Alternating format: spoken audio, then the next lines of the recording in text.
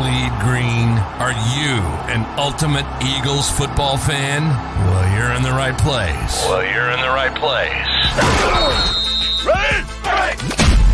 This is Birds 365, hosted by the new Mac and Mac, Jody McDonald and John McMullen. Here we go! Who collectively have covered and talked about more than 50 plus years of Eagles football. Kick off your day with Birds 365.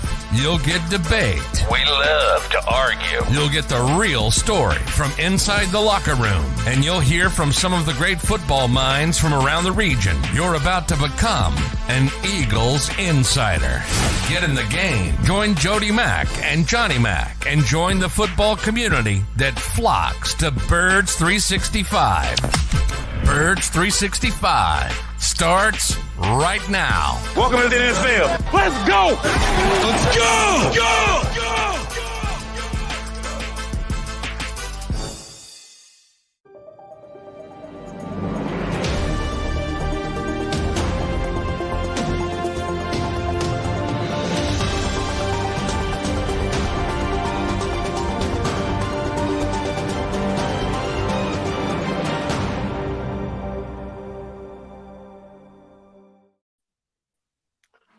And a good morning, Eagle fans. Appreciate you streaming in here bright and early with us on Birds 365. You got Mac and Mac. John McMullen and Jody McDonald here for the next 2 hours to give you insight, opinion, and maybe a yuck or two over the next 119 minutes.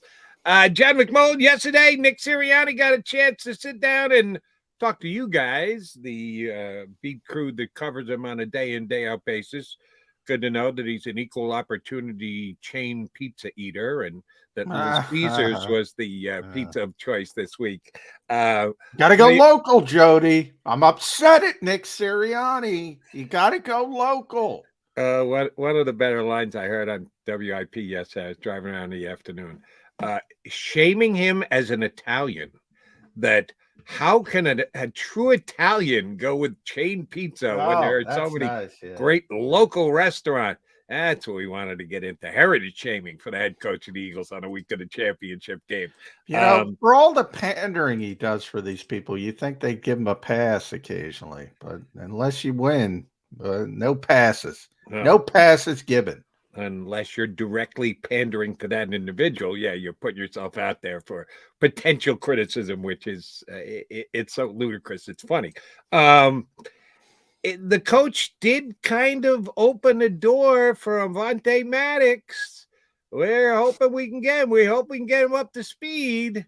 Off what you have or haven't been able to see at practice or whatever, it seems like a pretty good long shot to me still. And I have been woefully wrong about Avonte from the time he got hurt. The fact they didn't put him on IR, I thought, all right, well, he's going to be back. Maybe I needed to factor more in that he had been in IR previously. So if they did it again, it wasn't going to be a 4-week. It was going to be an end of season injury. So they're just crossing their fingers and hoping. I thought that last week was a possibility. Didn't happen. This week's still a possibility, but I think it's optimistic at this time. Super Bowl, did they hold out on Avonte Maddox, not shut him down for the year, solely on the possibility that they made the Super Bowl? Well, solely on the possibility he'd be back. You weren't wrong at that point. And if you do put him on IR again, he's shut down completely. So you want to have that that versatility, so to speak. And remember, I mean, game day rosters are 46. So you got to sit down people anyway. So you know, there's no real harm in keeping him on the roster. And if there's any chance that he's going to be back for any potential game.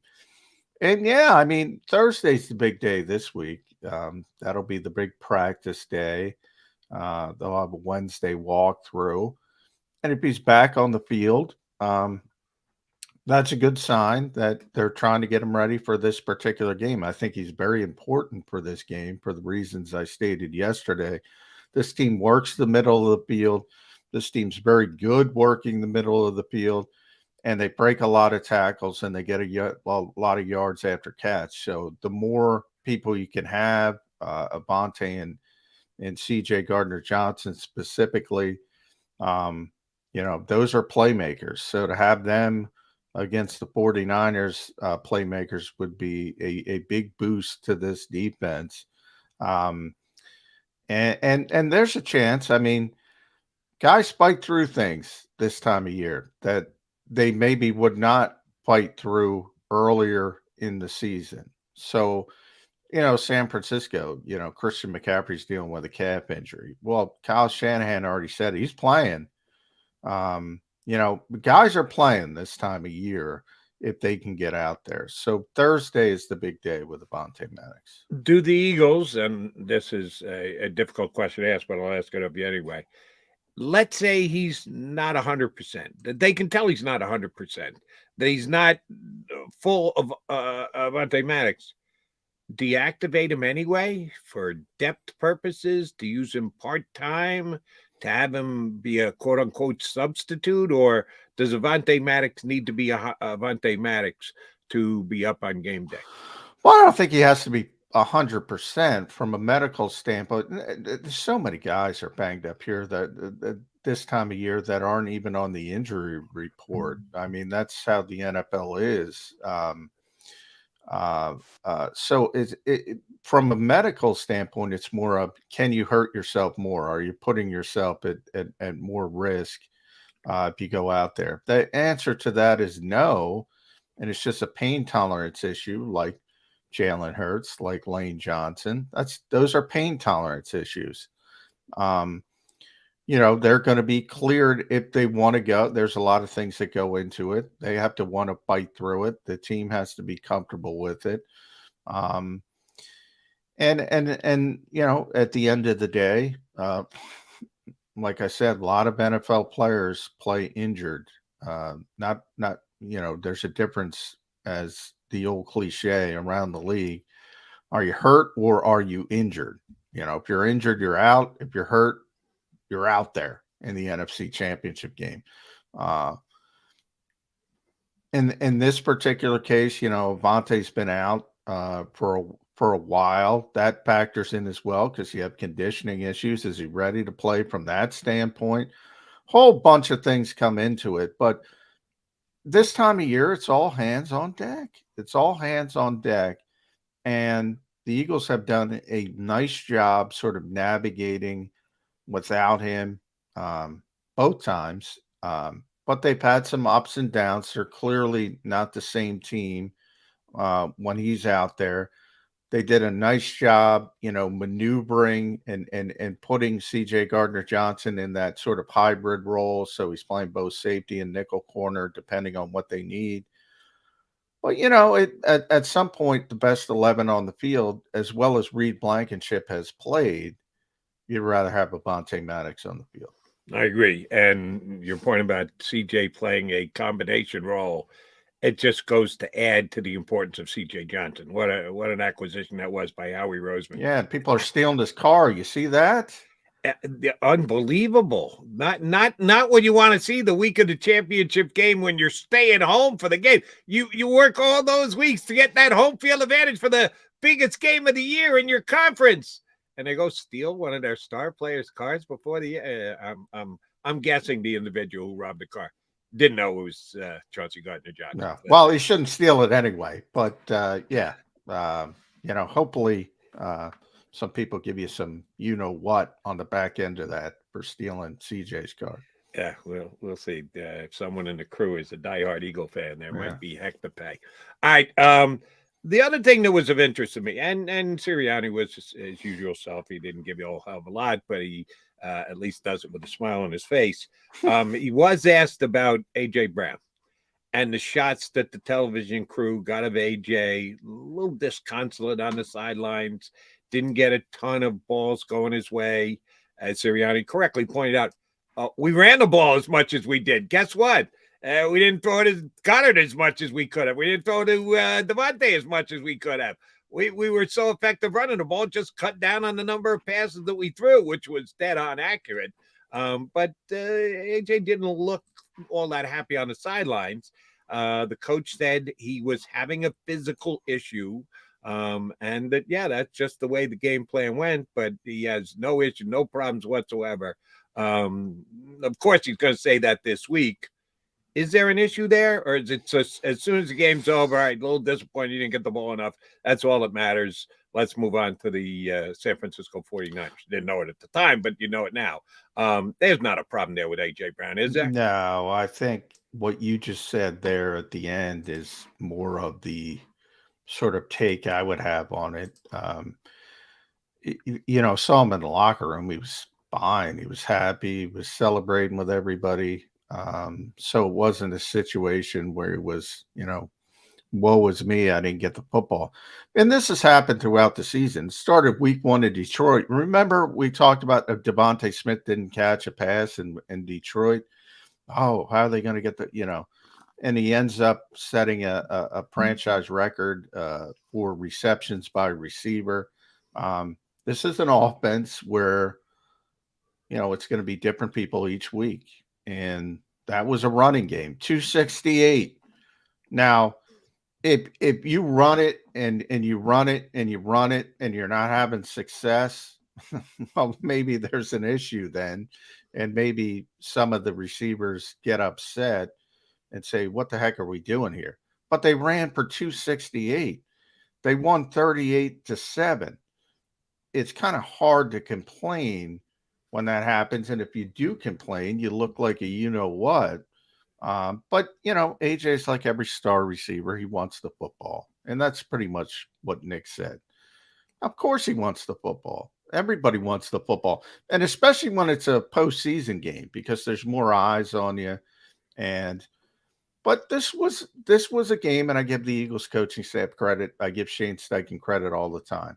Look, he came into this game pretty evident, and I'll get to talk to Shane today. But I know what he's going to say. I mean, Zach Pascal was out there. Jack Stoll was out there. He saw something in this Giants defense, probably those linebackers to be obvious, but even up front, he saw something that said, we can run the football down this team's throat, and they did. So it's hard to complain.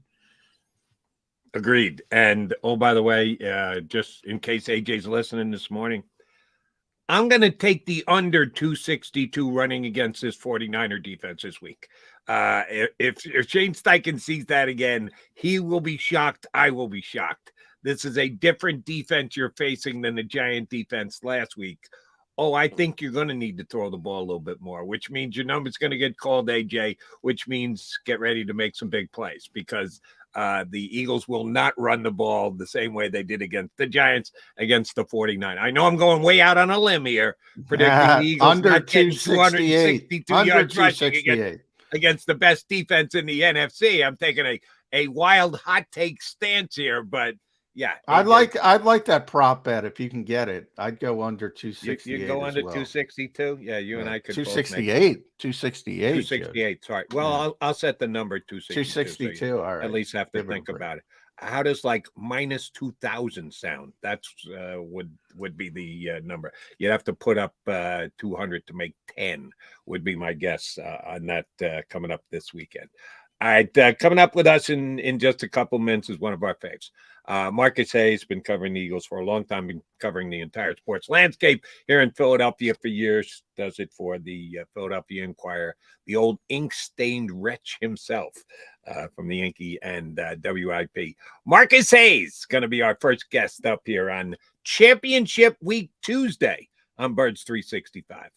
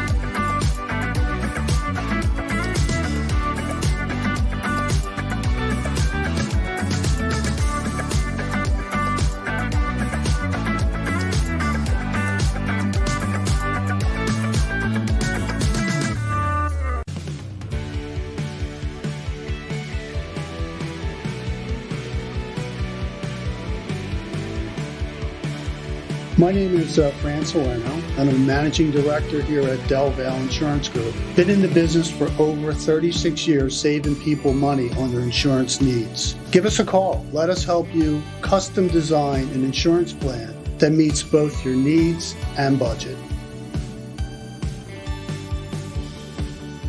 Since 1977, it's always been about you, the community, at Rafferty Subaru. And through the Subaru Love Promise, we prove we care by supporting charities like So Good Now.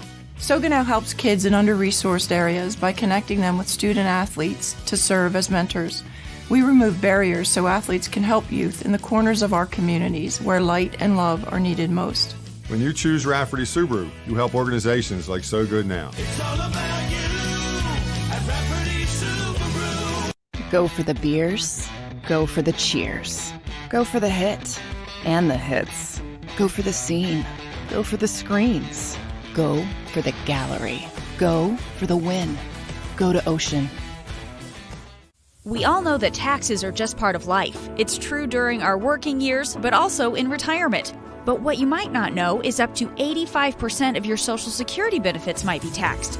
Our team at Thrive Financial has helped retire thousands of people across the Delaware Valley by asking questions they never knew they needed to ask, including how their Social Security benefits might be taxed. It's time to be proactive on taxes. Get your Thrive Retirement Tax Playbook today.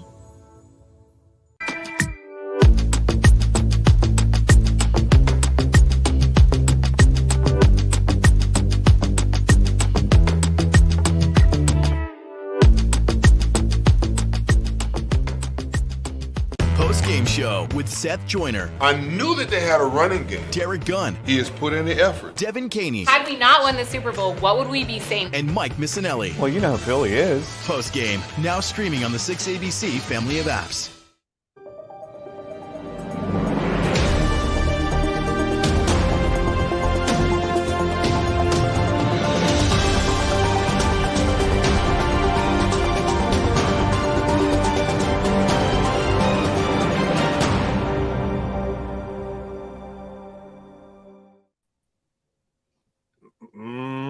There we are. You got the Mac guy. We're having music issues today. I'm used to the music, Jody. No, we're missing the music, and we need to be able to punch up Marcus. Hey, where's Marcus?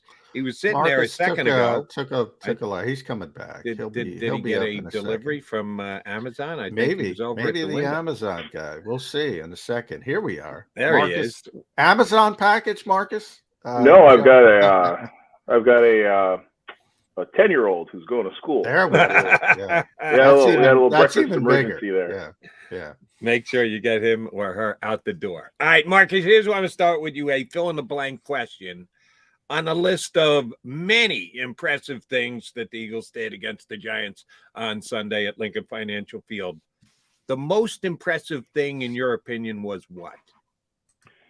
Well, it's not going to be, I think, the sort of answer that you want, but it's the sort of answer, it's the answer that matters most this week, is they came out healthy. Jalen Hurts didn't re-injure his shoulder, and Lane Johnson was able to get through with that torn adductor muscle for at least one more week. Without them, they don't have a shot against the San Francisco 49ers. But with them, even at 80%, they should win the game, I think, relatively comfortably. I mean, I think one of the least appreciated aspects of the 2022 season is that a guy who was the MVP favorite when he got hurt is back. I mean, it's just in talking to the Eagles in the locker room after the game, they were aghast and offended that people didn't appreciate more how much Jalen Hurts means to this team. So the biggest thing, the best thing that happened to them besides winning the game was they emerged healthy. Probably the second most important thing, the thing I was second most impressed with, is the continued ability of Hassan Reddick to just go. I mean, he's in the prime of his career. He's never going to be better. He's never going to be stronger. He's never going to be faster. He's never going to be more knowledgeable. And the clinic he put on, getting double teamed at, what is he, John, 250, 245, something like that. Yeah. It That was was one of just my concerns, and that has not that he was undersized, and he has just blown that up. I mean, and he has played so well. he was drinking pickle juice after the game. It was 38 degrees at kickoff. You usually drink pickle juice after Yeah. games when it's 88 degrees at kickoff. He Yeah. was just spent. So he was super impressive again. And somehow he's getting better. Usually high motor defensive end / linebackers are gassed at this time of year. He's getting better and he's getting stronger. You know, it's interesting you bring that up, Marcus, because Hassan is very open with us in the locker room typically. And the week leading up to the Giants game, he wasn't around much. And I finally caught up to him and I said, yeah, something going on? You haven't talked this week. And he was like, just trying to get my body right. This is a opportunity of a lifetime. So he realizes what you just said. And he's so focused on being ready for these games because he knows, yeah, you may never be back in this particular position. And he's got a chance to finish it off and finish a great season with a Super Bowl. So that very astute observation with Hassan Reddick. I agree with you with the health aspect as well. Giants weren't ready for that spot. Eagles were going to win that game. You know, I didn't know it would be that dominant, but they were going to win that football game. To come out healthy, or at least as healthy as possible, that was the biggest standpoint. Now we're talking about this is a really good team coming in here. This is a really good football team. They haven't lost in 3 months. But I got to ask you the big elephant in the room. How much do you believe in Brock Purdy? How much can you believe in Brock Purdy in this spot? Not at all. This is a Kyle Shanahan creation. You know, Brock Purdy's what Jalen Hurts and Donovan McNabb understood very early in their careers when they weren't very good quarterbacks is my job is to not lose the game. My job is to give the rest of these better players a chance to win the game. And that's what Brock Purdy's doing. And he's doing it to the best of his ability. But there were balls that should have been intercepted again. I mean, and 2 weeks in a row, yeah. Well, 6 weeks, 7 weeks in a row. I mean, he's not a very powerful or accurate passer, and he shouldn't be because he hasn't played very much NFL football. But, you know, he's not the second coming. He's not that impressive. The most impressive aspect of his game right now is understanding what not to do. And, you know, you can debate this, and I don't know granularly all 32 coordinators, but what Kyle Shanahan has done for the 49ers and it does for Brock Purdy really I guess it underlines how good he's made Jimmy Garoppolo look all these years. Well, let me say that, follow up with that, Marcus, because I agree with you. I think Kyle Shanahan, if he's not the best schemer, if he's not the best play caller in this league, he's probably second to Andy Reid. He's right in that category, and he elevates quarterbacks. But Jimmy Garoppolo has never played this well. Jimmy Garoppolo, you know, has won games. The 49ers have gotten to a Super Bowl. They got to the championship game again with him. If Jaquiski Tart, our old friend, intercepts the football, they might have been back again. But he never put up these numbers that Brock Purdy is putting up. So there is a little bit of a difference. Is it just, you're right. I mean, I see those throws too, and I say, well, this could have been picked. This could have been picked. Is it just the stars aligning? No, it's Jimmy Garoppolo never played with Christian McCaffrey. Christian McCaffrey is the X factor. That deal is going to go down, and if they go to the Super Bowl and win it, that's going to be one of the best deals in the history of the NFL. Getting Christian McCaffrey for the Panthers before the trade deadline, probably for too many assets, but they're undefeated since Christian McCaffrey. Jimmy Garoppolo looked just like Brock Purdy, if not better, before he got hurt after Christian McCaffrey landed there. So, I mean, when you have what it reminds me of is the greatest show on turf minus Isaac Bruce and Orlando Pace. You've got a relatively unknown, mediocre quarterback with Marshall Faulk on his hip. And I will argue until the cows come home, there has never been a running back like Marshall Faulk because Marshall Faulk stayed relatively healthy, but he was the first running back who wasn't like a power runner that every team made sure they knew where he was on every play. Because, and Barry Sanders wasn't asked to do the things that Marshall Faulk did. Marshall Faulk was arguably their best receiver and their best running back. And for about a 2-year period, he might have been the league's best receiver and running back at the same time. So McCaffrey's the closest we've gotten to Marshall Faulk since Marshall Faulk. And the best player on all those great Rams teams was Marshall Faulk, the best player in the San Francisco 49ers, who has 2 spectacular linebackers, Bosa, and George Kittle, is Christian McCaffrey, because he's healthy.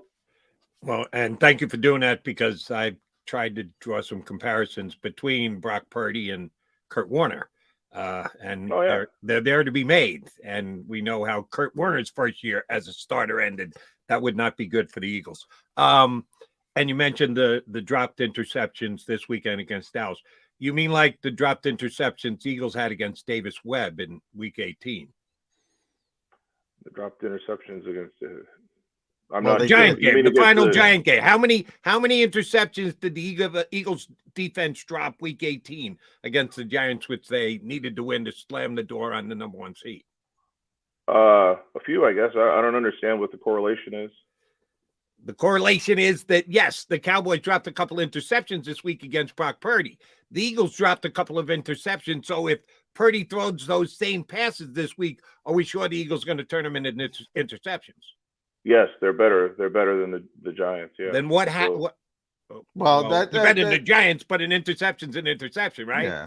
Well, just because you drop an interception in one game doesn't mean, C.J. Gardner-Johnson has been a heck of a playmaker. If he gets his hands on the football, he's probably going to pull it in. Not always. James Bradbury as well has been a heck of a playmaker. So your contention is that the Eagles quarterbacks and defensive backs have bad hands? Well, they dropped. I can't. I'll let Jody answer that. No, I'll ask John. How many interceptions did they dropped? 3 interceptions against Davis Webb. They had a chance. See, my thing is, Marcus, I don't think that Week 18 game was close, and I think a lot of people looked at the final box score. They were up 19-0 in that game, and they dropped 3 interceptions, and that they typically would get. Well, T.J. Edwards dropped 1. You can't count on him as a linebacker pulling 1 in. But the other 2 are plays they typically make. I don't know how that correlates to this game, Jody, though, with, if Brock Purdy gives them a chance to turn the football over, they have to turn it over. I mean, you got to make the plays, but I don't think it's necessarily they're not going to make the plays. They've had playmakers all season in the secondary. That's how I look at it. And they were one time the runaway leader in turnovers in the National Football League, right? But didn't finish that way. Second half, first half, they were much better at forcing turnovers, getting turnovers in the first half compared to the second half of the season, weren't they? Yeah, but CJ also missed 5 games of that second half, and he's only been back for 2 games now, and he's shown he's healthy. I don't know. I'm with Marcus. I don't know the correlation you're trying to make. If they don't make plays, if there's plays to be made and they don't make plays, they're probably going to lose the football game. I'm with you there, but I don't think the assumption carries over is what I'm trying to say. They have 18 interceptions in 18 games and 17 tied for 3rd in the league, and they just had 1. So, again, I don't. It may be a problem. It may be a red flag, but it's a red flag that I haven't really paid much attention to.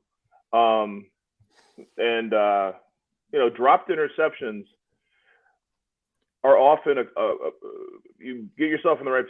My issue with Brock Purdy is he does it habitually, and I think David Webb would have had a lot of interceptions had he played more than the 1 game this season. And I think that worm turns at some point. I mean, there was the first Giants game goes differently. I think it was the first Giants game. If a ball doesn't go through their defensive back's hands, interceptions are hard to make, but good passes and good decisions aren't. And my point with with Purdy is not that, the Eagles might drop some interceptions. It's that he might throw some interceptable passes, and has thrown an alarming number for a guy who's in the NFC Championship game. But again, Jimmy G did the same thing until he sort of locked down and understood what he could do. And let's be honest, nobody throws more interceptable balls than Nick Foles. So you can be a gunslinger and get by as long as they don't pick them off. That's true, by the way. Fans are not going to like to hear that, but that's true. When you popped on, I don't know if you heard us talking, Marcus, but we were talking a little bit about, I don't want to call it a controversy, but certainly people noticed that A.J. Brown didn't look tremendously happy at the end of the playoff win against the Giants. Nick Sirianni addressed it yesterday. It's a little banged up. They ran for 268 yards. They only completed 16 passes, so nobody was getting a ton of traffic in the passing game.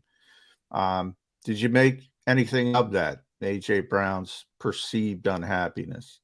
Yeah, Jalen overthrew him in the end zone. I want to say it was maybe the third quarter, if not the second. Yeah. And it looked like he hurt his hamstring.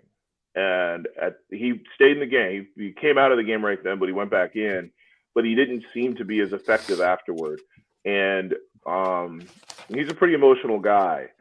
I don't think he was upset at not getting the football. I think he was angry that he was hurt. And I think he is hurt. And I think that's probably the one sort of, wart on the face of the entire weekend, is that, if A.J. Brown is really hurt, that compromises them, because as you guys were discussing before we came on, that, if they get 105 yards rushing this week, that'll be a surprise, because they'll have to run it a lot, and I don't think that that's going to happen.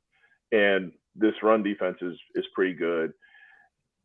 So, A.J. Brown, I think he's going to be super important. And Dallas Goedert's probably going to go away. Those two linebackers, Fred Warner and Dre Greenlaw, they're the best they're going to face. They remind me of, everybody talked about the Legion of Boom in the secondary. The linebackers made the Legion of Boom in Seattle. Bobby Warner is Bobby Wagner, yeah. Bobby Wagner is just unbelievable. He's going to Hall of Fame, yeah. Yeah, and so that said, A.J. Brown and Jalen Hurts and Devontae Smith and maybe even Quez Watkins are super important this week, and that's probably the cheat code to beat this 49ers defense. If I were to tell you, Marcus, that I think the Eagles are going to have to face McCaffrey left, McCaffrey right, McCaffrey up the middle, and when McCaffrey doesn't carry the ball on the run, they're going to throw it to McCaffrey out of the backfield. You kind of sung his praises earlier. That's what I think Kyle Shanahan's going to do. I think he's just going to try and run the ball down the Eagles' throats. Eagles are a middle-of-the-pack team against the run for their defensive ranking all year long. Do you think that Kyle Shanahan, in attempting in part to protect Brock Purdy because he's going to play in front of a crowd he's never played in front of before, do you think he just says, we're going to try and run the ball right down the Eagles' throats? If he can. I mean, one of the other things that happened over the weekend is we saw that Christian McCaffrey might have a little calf injury. Yeah. He was stretching it, getting it massaged on the sideline. I thought we'd see more Christian McCaffrey against Dallas, and we didn't. And every time he wasn't in, he was getting it heated and getting it stemmed and stretching it out on the calf stretcher. So, I think optimally Christian McCaffrey is a weapon, but I think realistically he might be a decoy as much as he's a weapon, because I don't think that he's 100%, which, given the amount he's been used in his injury history, it's remarkable that he's, any percent. I honestly, for all my praises of Christian McCaffrey, I didn't expect him to get abused by Kyle Shanahan the way he's been abused and still be viable at this point. But yeah, my issue, if I'm an Eagles fan, lies less with Christian McCaffrey than Deebo Samuel, who does so many things well from so many different positions. When you've got two sort of like hybrid players like Samuel and McCaffrey on the same team, it becomes very, very difficult to account for everybody. And the Eagles Achilles heel is that all of their defensive ends want to hit the quarterback every single time, so they hardly ever hold the edge, and they're the middle of the field for them with their linebackers. They just aren't the same athletes as, those two players. So I think you'll be looking at a lot of like strange formations, misdirections, players getting the ball in places you don't expect them to get it. Because I think Shanahan's got a lot of stuff up their sleeve. So between Samuel and McCaffrey, that area 15 yards from the line of scrimmage to 15 yards downfield is, I think, where they're going to try to eat. Well, let's talk about the guy responsible for shutting down those playmakers, Marcus, Jonathan Gannon. Was interesting. Nick Sirianni, after the game, sort of out of nowhere, put this big defense on for Jonathan Gannon. Did it again on WIP yesterday. What do you make of it? Why do you think Nick, other than just protecting his guys, and by the way, he came armed with 16 different statistics, number 1, number 1, number 1, number 3, number 4, all top 5 categories. What the heck's wrong with Philadelphia that they don't realize this is a pretty good defense?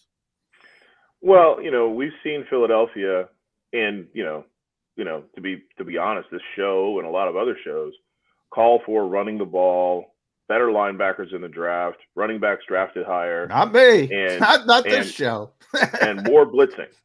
We got to blitz more. If you blitz, and this was true when Jim Johnson was here blitzing like crazy. It's one of the reasons Sean, Sean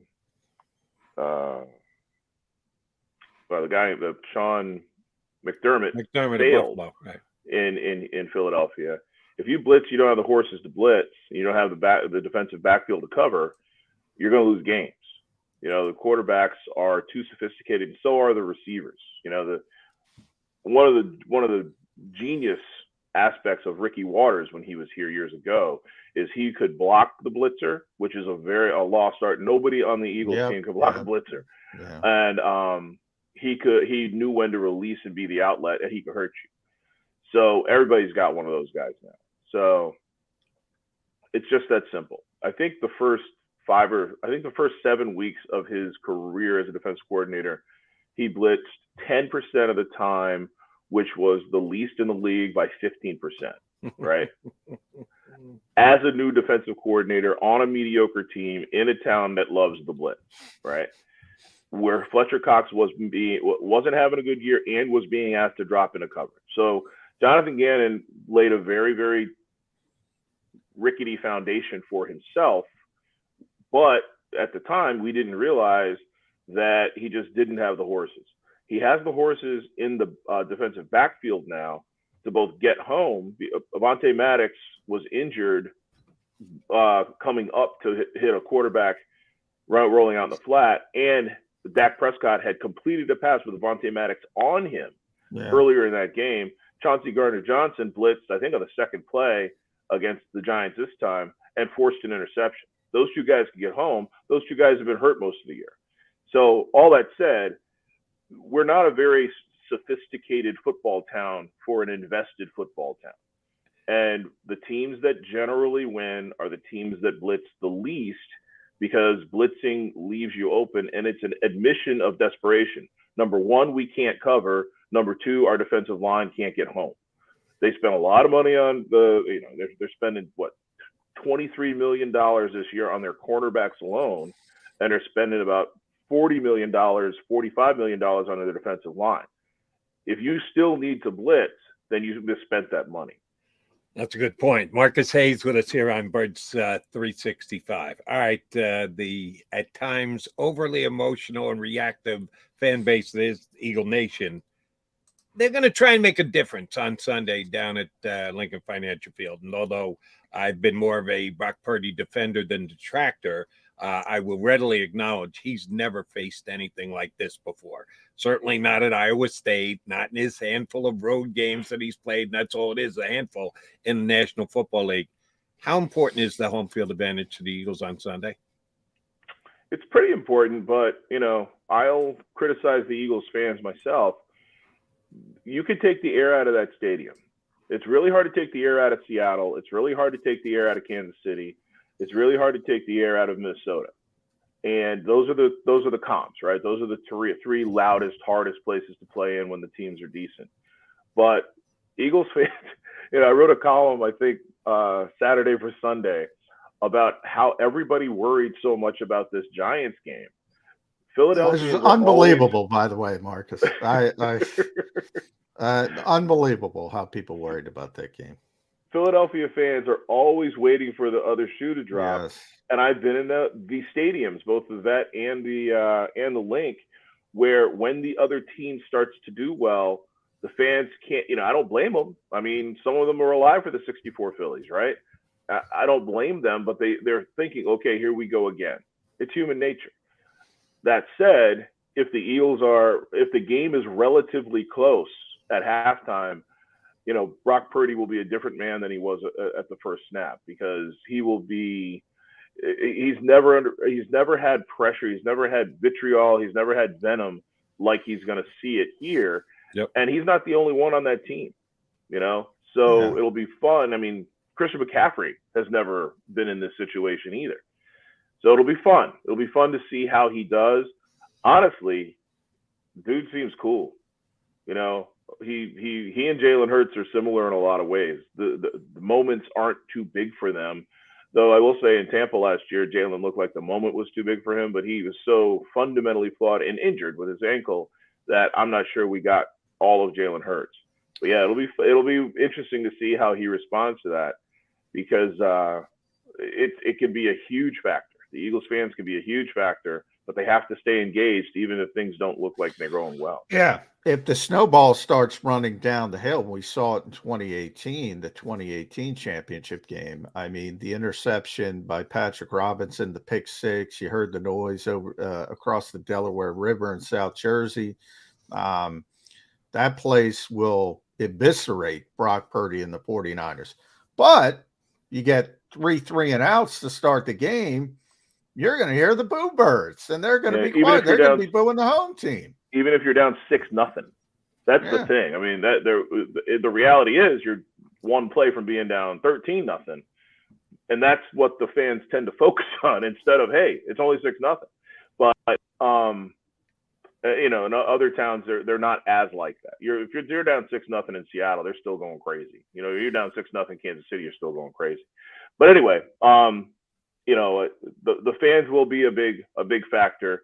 But I think the bigger factor is, sort of how the Eagles weather the storm in a close game at home that they're supposed to win.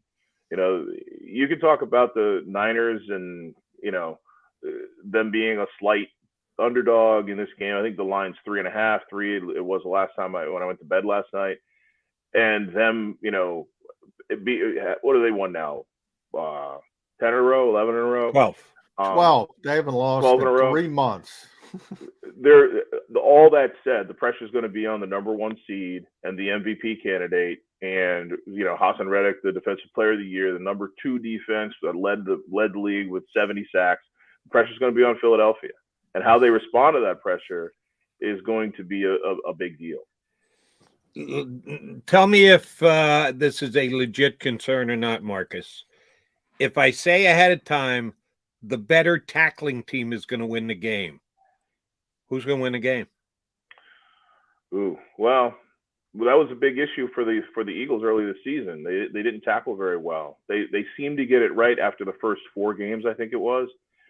But this is a great tackling defense for San Francisco. It really is. In the games that I've seen and from what I've read, because one of the things that we are at a disadvantage, and you probably are too, Jody, is we don't get to see a lot of the other teams granularly during the season. You don't see the middle of the third quarter of the 49ers Seahawks game. No, I actually probably see more than I see more than you or John, because every Sunday I'm home. I'm watching the other games because I got to go on CBS Sports Radio afterwards and talk about them. You guys are at the game talking to the players afterwards. So I actually do believe I see more than you. And yeah, this is the best tackling team in the NFL. Eagles are one of the best tackling teams, but the best tackling team in the NFL is the 49ers. And you think about the guys they're going to have to tackle: Kittle, Samuels, McCaffrey, who's very slippery. It'll be a real challenge. And the people who are going to have to tackle are the guys in the secondary coming up. And if you play off this team, if you play off these receivers, if you don't play aggressively on the corners, I mean, that could cost the Eagles the entire game. Not only do you need to press these corners and make Brock Purdy beat you, you have to be there to support the run defense. So I would be when we could watch practices, what I would routinely do is follow the safeties and the middle linebackers to see what kind of attack they were going to have in any given week. When it was Emmett Thomas and Ray Rhodes, back when we could watch the entire practices. And it was always a tell.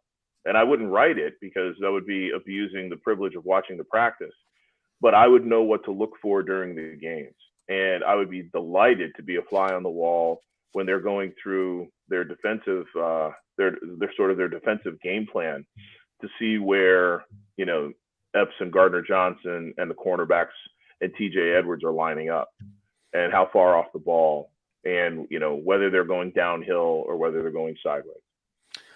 Yeah, those were the days when we could watch the entire practice, Marcus. Long gone. It's never coming back. That's for sure. At Inkstained Wretch, follow Marcus on Twitter, Inquirer.com.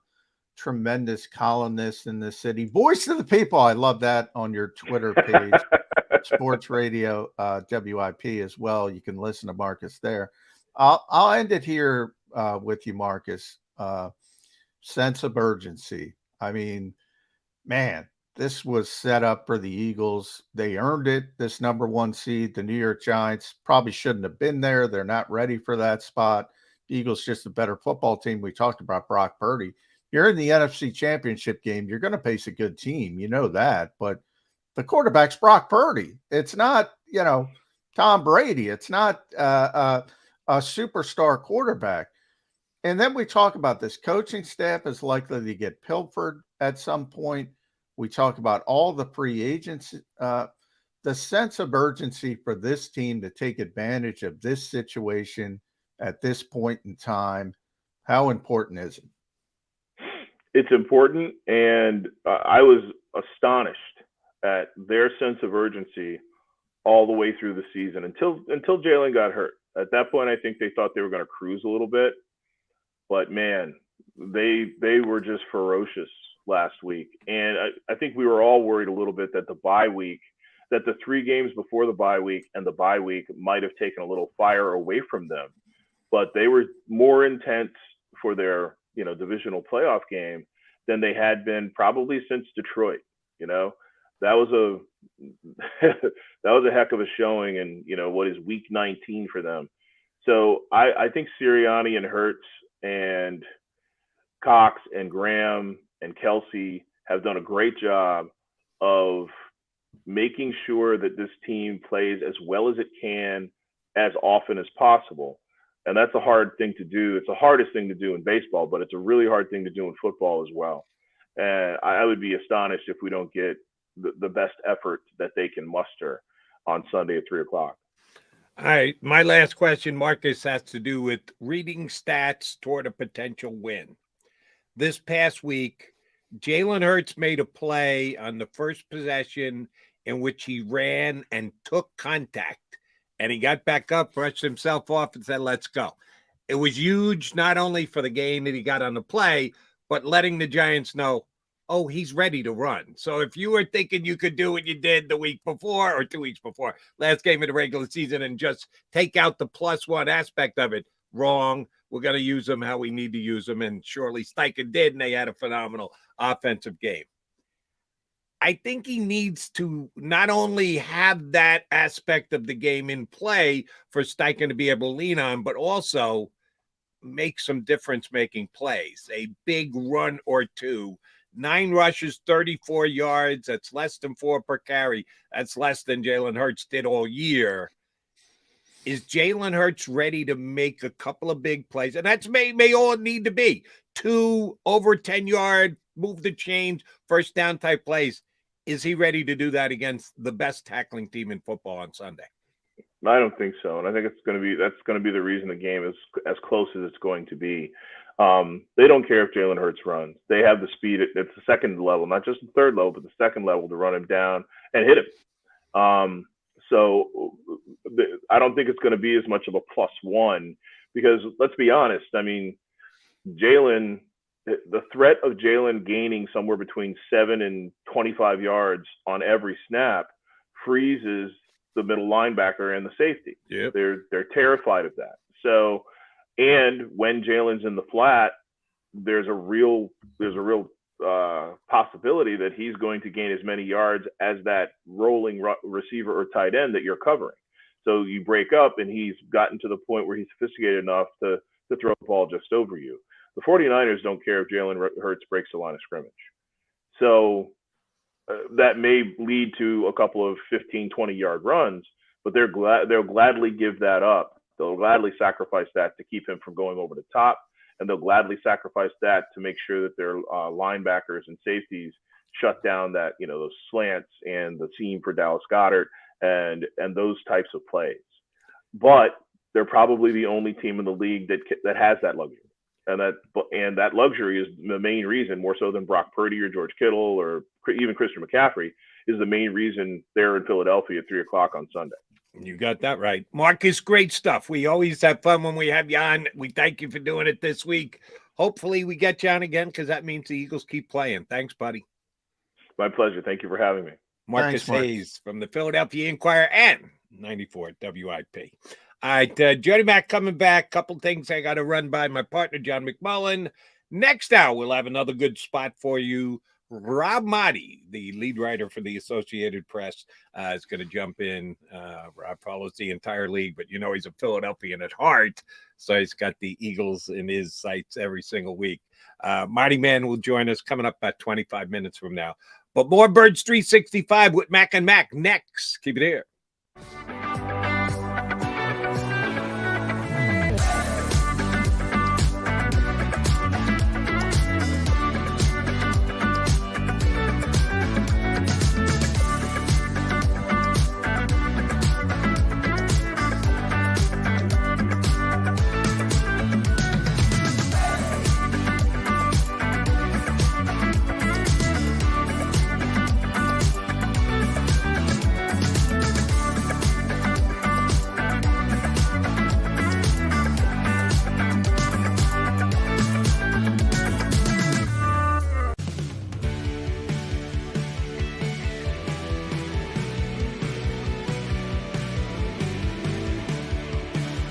My name is Fran Salerno, and I'm a managing director here at Del Valle Insurance Group. Been in the business for over 36 years, saving people money on their insurance needs. Give us a call. Let us help you custom design an insurance plan that meets both your needs and budget.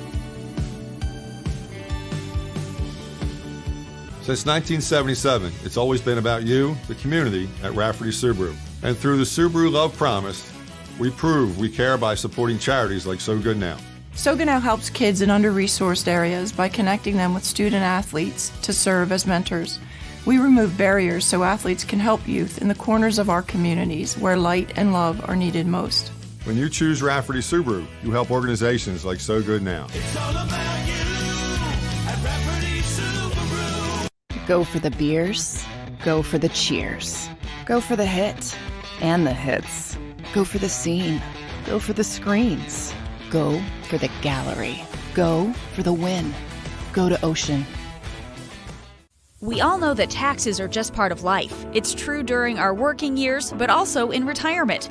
But what you might not know is up to 85% of your Social Security benefits might be taxed. Our team at Thrive Financial has helped retire thousands of people across the Delaware Valley by asking questions they never knew they needed to ask, including how their Social Security benefits might be taxed. It's time to be proactive on taxes. Get your Thrive Retirement Tax Playbook today.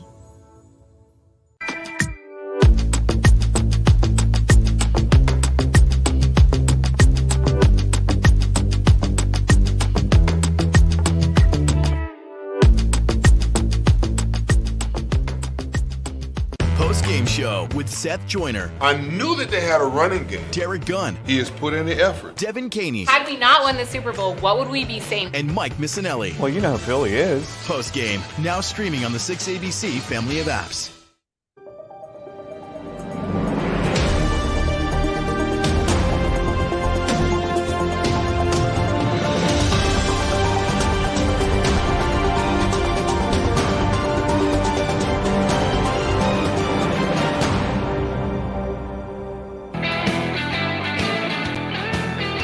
Jody Mack, John McMullen. You got Mac and Mac here on Birds 365. Appreciate you streaming on in. If you want to hit that like button, go ahead and do it. If you don't, can't make you do it, can't force you to do it. We've had some. What's not to like, Jody? What's not Oh, to I can like? tell you what's not to like. The fact that I respect Brock Purdy. And it's bothering the snot out of some Eagle fans. I see some of our streamers here like that steals. He's here every single day. Love him. Always has entertaining context. Savvy, another guy who's on the stream every single day. We aren't losing it. Brock Purdy isn't coming in here to Philadelphia. There's no way the Philadelphia Eagles in their house lose to Brock Purdy. Let me throw two names by you, John. Jake Delhomme. Did Jake Delhomme not walk in here with the Carolina Panthers 20 years ago? Yeah. Well, Jake Delhomme at the height of his career was Joe Montana compared to Brock Purdy. Stop. Yeah, not even close. Jake Delhomme is as forgettable as right. Do you remember how many yards Jake Delhomme threw for in that huge win by the Carolina Panthers at Lincoln Financial Field? No, but no, I wasn't here at the time. But I know Jake was a good quarterback for Carolina for a number of years. So yeah, I mean, you know, Brad Johnson I put in this category as well because he's actually a Super Bowl winner. For whatever reason, people will go, Jake made a Super Bowl, lost it.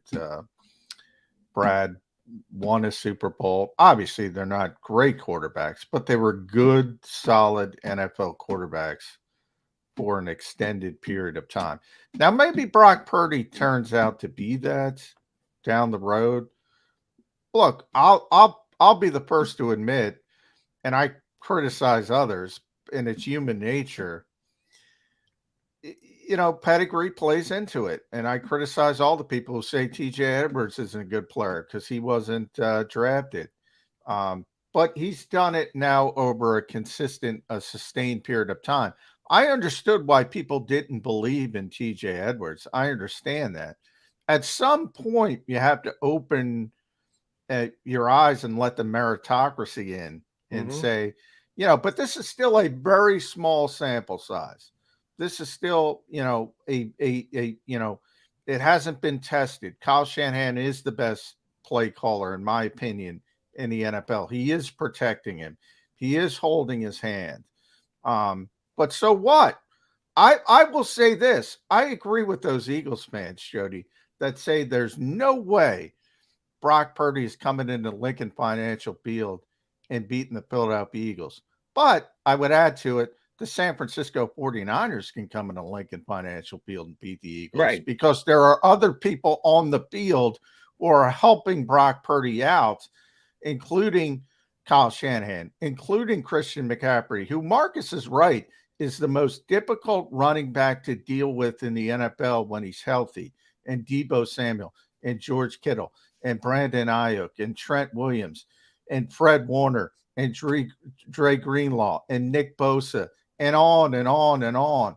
This is the most talented team in football from top to bottom.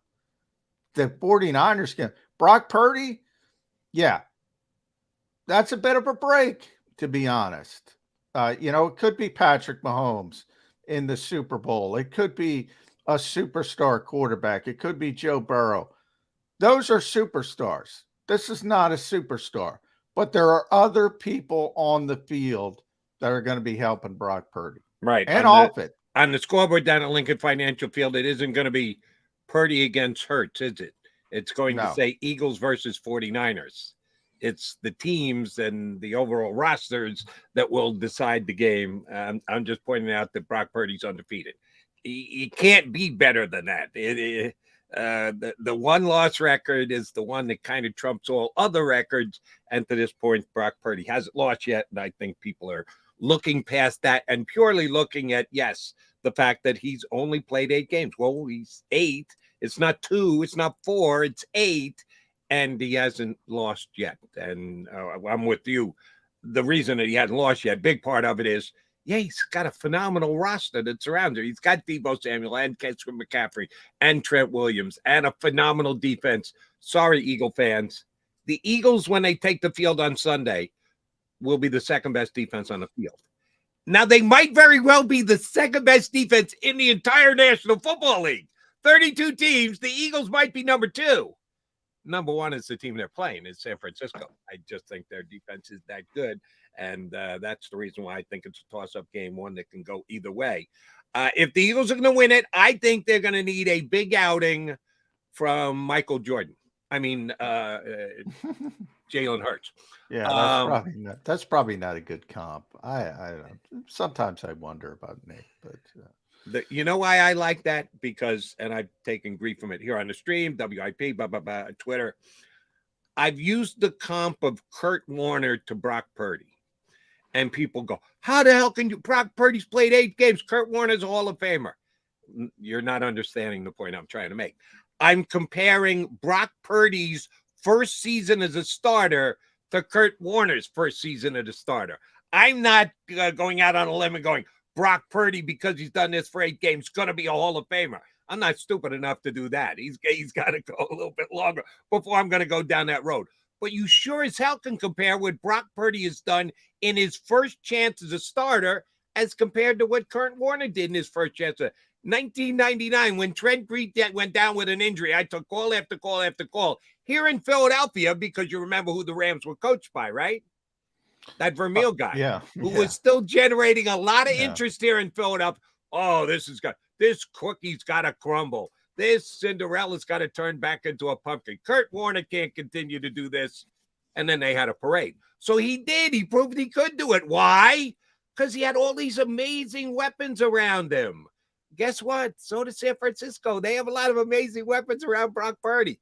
So when I made the comparison between Purdy and Kurt Warner, a lot of people, you can't do that. You can't go there. And then Nick Sirianni yesterday compared Jalen Hurts to Michael Jordan. I understood it maybe better than anybody else because I've been doing the Warner.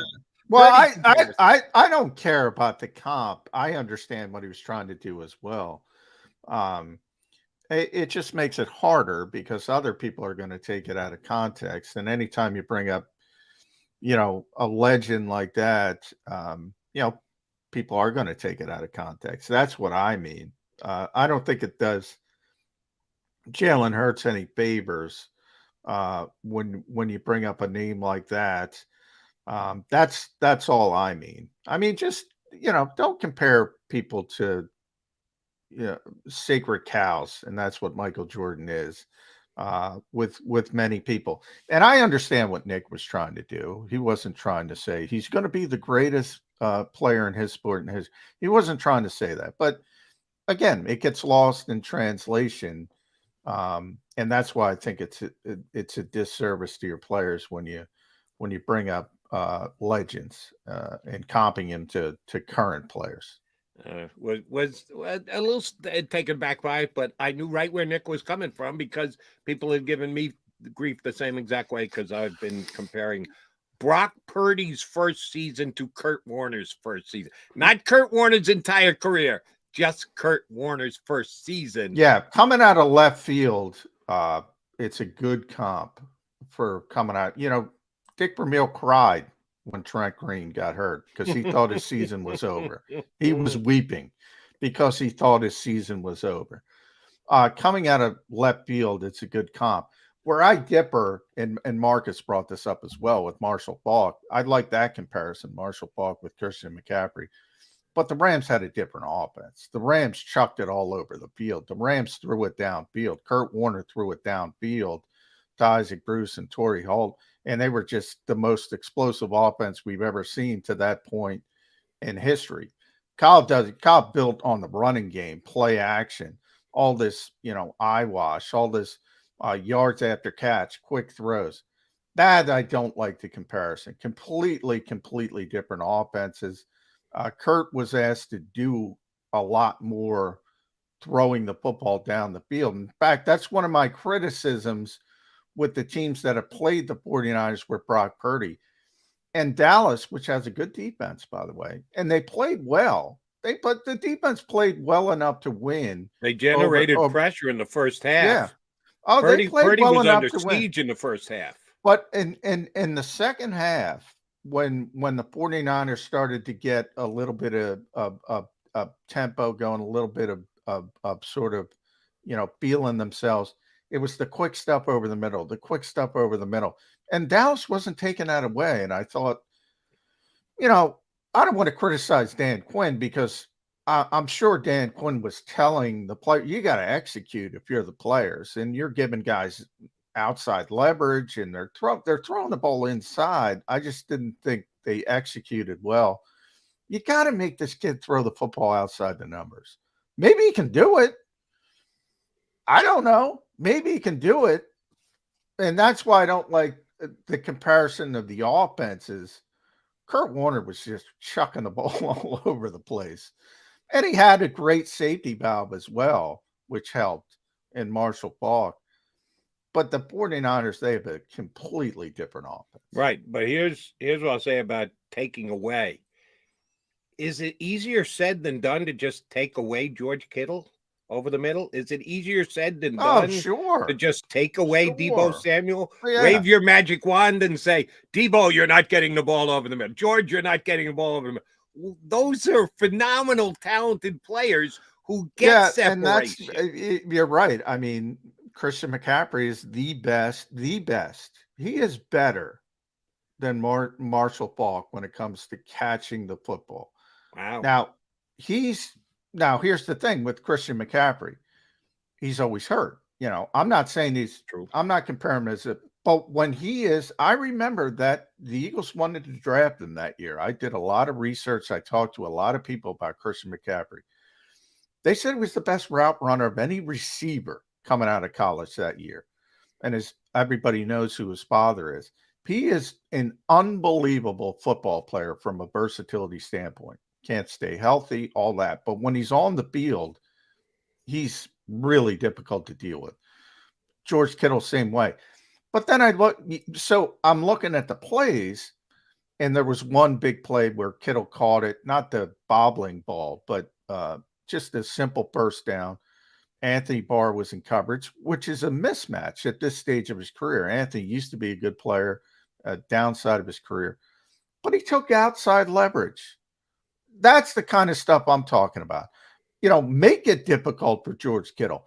Make it, you might not stop it. I saw that too much and maybe they were tired. It was late in the game. For whatever reason, I don't think they did a good job late in the game. Overall, I thought they played well enough to win. The problem was Dak Prescott. But you got to force, and the Eagles have to force Brock Purdy to throw the football outside. That's, in my opinion, that's how I approach this game. I hear what you're saying, but here's the one thing I'll add to it. If you force him to throw it outside and he gets it to McCaffrey, could be off to the races. You could be looking at a 50-yard game. If you do that to Deebo Samuel, take away inside leverage, give him outside, and he catches the ball in stride, he could be going to the house. Well, I also said on yesterday's show, Jody, this is a big tackling game. You got to tackle because the 49ers are going to get the ball out quick. They're going to take a couple shots down the field because they use so much play action. But for the most part in the passing game, they're going to try to get the ball out quick. And, all these guys, McCaffrey, Samuel, Ayuk, Kittle, they're yards after catch guys. So when they do catch it, you got to get them down immediately because that's going to be the hidden yardage that probably tells the tale of this game. And that's why I think the last thing I want to do is be an explanation and or even an apologist guy for Dallas. I think that's why they oftentimes gave inside leverage, because if we're going to let him make a play, rather let him make a play. And if we don't get the original tackle, all right, he's getting an extra 5 yards rather than an extra 25 yards. Because if you do that on the outside with guys with as much speed as McCaffrey and Samuel, yeah, they can actually take you for big chunk plays, which the Eagles try and avoid at all costs. All right, I was thinking about this when we had Marcus on, and I need to run it by you. I give the tip of the cap to Jonathan Gannon. You know I'm more of a Gannon defender than detractor. But one of the few critiques I have of him is he doesn't play quite enough press coverage for me. I'd like to see him press more. That to me is a more legitimate, at least part-time critique than we don't blitz. We don't blitz. Why don't we blitz? That's the dumbest thing that Eagle Nation says. But you lead the league in sacks. Just shut up. But he does like to sit in the soft zones and give a cushion on it. And you know San Francisco's going to come in here, as John McMullen just said, try and get the ball out of Purdy's hands as quickly as possible. Last week against the Giants, they actually got up and pressed. They actually played the corners up in the Giants' face maybe more than they did all year long. But that was Richie and Hodgins rather than Ayuk and Deebo Samuel. How much press coverage did Eagles play this week against the 49ers? Not as much, because for two reasons. One, as you mentioned, the talent of the receivers is dramatic, the difference. That's number one. But number two, they also want the eyes on Brock Purdy. They know he's going to give him an opportunity to intercept the football. And they want their eyes on him. And, you have two of the best cornerbacks in football. I would say two of the top five when it comes, and that high, the entire league, and I'm being literal, that are good at baiting quarterbacks. I've seen it on the practice field. When Jalen Hurts last year, Slay used to bait him in practice. I'm 10 feet away from one interception he caused. They are phenomenal at it. And with young, inexperienced quarterbacks, these cornerbacks, they want their eyes on them, and they're going to have an opportunity to make some plays. And I guarantee you, Slay and Bradbury try to bait Brock Purdy into something. Do you make the play? I don't know. If you make the play, all of a sudden you got visions of Patrick Robinson and pick sixes and the whole snowball coming down the hill. I think they're going to want to keep their eyes on the cornerback. Gannon knows it. Gannon knows he has an opportunity. So those are the two reasons that I don't think it's as likely as you might want. But if Purdy gets the ball out and he gets it to Deebo Samuel, you know how big a Bradford fan I am. And, man, if they had player props for interceptors, I would have played Bradford last week and I would have cashed the same way we cashed with anytime touchdown from Boston Scott. Easiest money they gave out all year. I'm as good as the Eagles' two cornerbacks are, and they're both great. I wouldn't call either of them a top five tackler. And you might need to be that against Deebo Samuel. No, that's an issue. That's an issue because they're not good tacklers. Even though Slay will get mad at me for saying that. He's not a good tackler. And Bradbury's even worse as a tackler. But there's not a lot of good cornerback tacklers in the NFL. Antoine Winfield Sr. is the best tackling cornerback I've ever seen. Those people don't exist anymore. So, that's kind of baked in. That's who I'll make is one of the best tackling cornerbacks in the National Football League? Sorry to say this, Eagle fans. Avonte Maddox. I think Maddox is a sure-handed tackler. Bigger guys, too, because Avante's usually giving up size. and he just gets guys to the ground. Maybe he gets a chance to show that in the Super Bowl. I will say he's the best tackling corner on the Eagles. Correct. But that's what, like I'm saying, like those Winfield-like guys, they don't exist anymore, who legitimately are just great tacklers. Avonte, that's sort of what you want. You get the guy down, get him down. Doesn't matter how you do it. Doesn't matter how ugly it is. But that's kind of baked in with everybody. That's sort of the way the evolution of the league. You get better athletes. It's all about stopping the pass, and run support falls by the wayside. No. Here's my read on the game. And again, we've got till Friday, but I think it comes down to a matchup of the 49ers running game against the Eagles passing game. And again, when we're just giving the over-evaluation of the Eagle fan base and the way that they rooted for umpteen years here in town, Jalen Hurts going to throw it a lot this weekend. Could be to the tune of 350 yards and a trip to the Super Bowl. But I went out on a limb earlier. In case you're just tuning in, hour number 2 of Birds 365 should have been here in hour number 1. Hot Take Max said Eagles under 262 yards rushing this week. Yeah. They're not going to be able to reproduce what they did against the Giants. This is a different defense they're facing. And I'm pretty damn sure, without having talked to Shane Steichen, and John hasn't either, he doesn't get to do that till today, I'm going to predict the Eagles throw the football more this upcoming week. And by the way, I should have added, San Francisco is the best tackling team in the NFL. By the eye test and also by the film, if you want to believe Pro Football Focus. But they got them ranked number 1, right? They're the best. Yeah, they got them ranked number 1. Their best cornerback, Charvarius Ward. He might be the best tackling corner in the NFL. Again, it's a scaled sort of you're grading on a curve if you've been watching football for a long time, but he's a really good tackler. So they're a really good tackling team as a whole.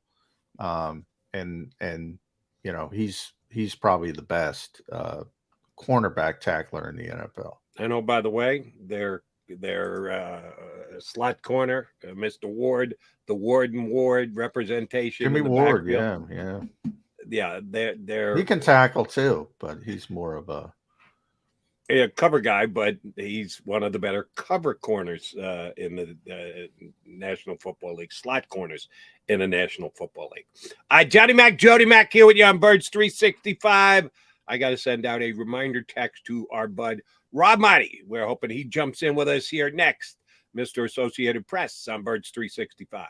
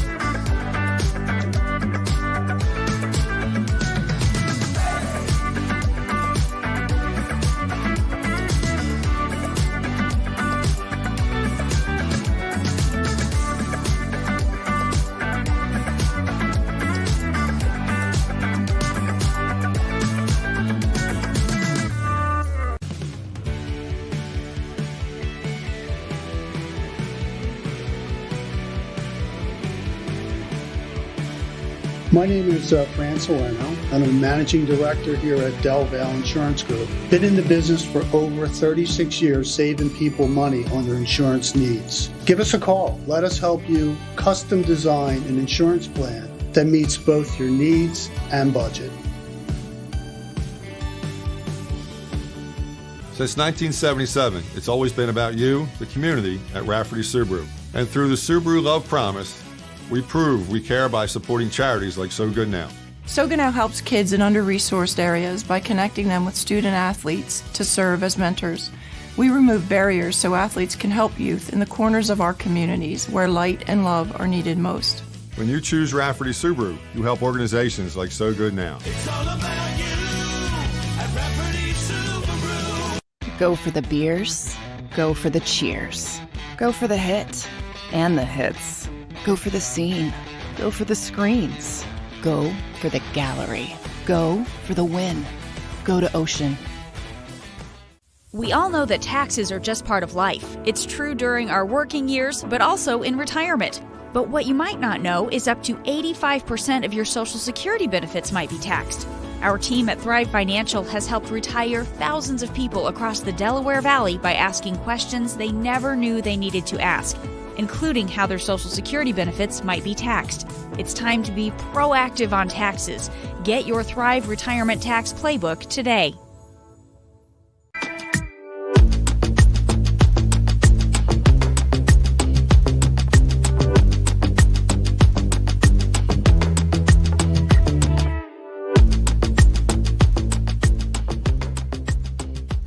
Game show with Seth Joyner. I knew that they had a running game. Derek Gunn. He has put in the effort. Devin Caney. Had we not won the Super Bowl, what would we be saying? And Mike Missinelli. Well, you know who Philly is. Post game, now streaming on the 6ABC family of apps.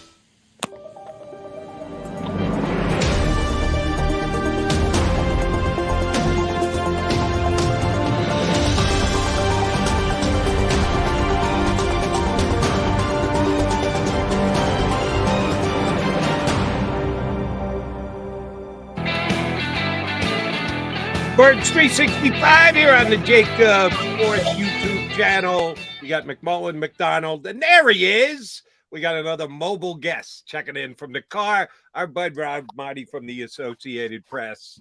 Sunny down there in Florida? Is that what you're telling me? Hey, we got overcast skies here in Philadelphia. How sunny is it down there, Maaddi? It's sunny, but we go through all 4 seasons in one day. So when you wake up winter, and about as soon as I get out of the gym, it'll be spring and then summer later on this afternoon. Nice. Like it. Fast forward through everything. Am I going to see you this weekend, Rob? I assume you're going to be there, correct?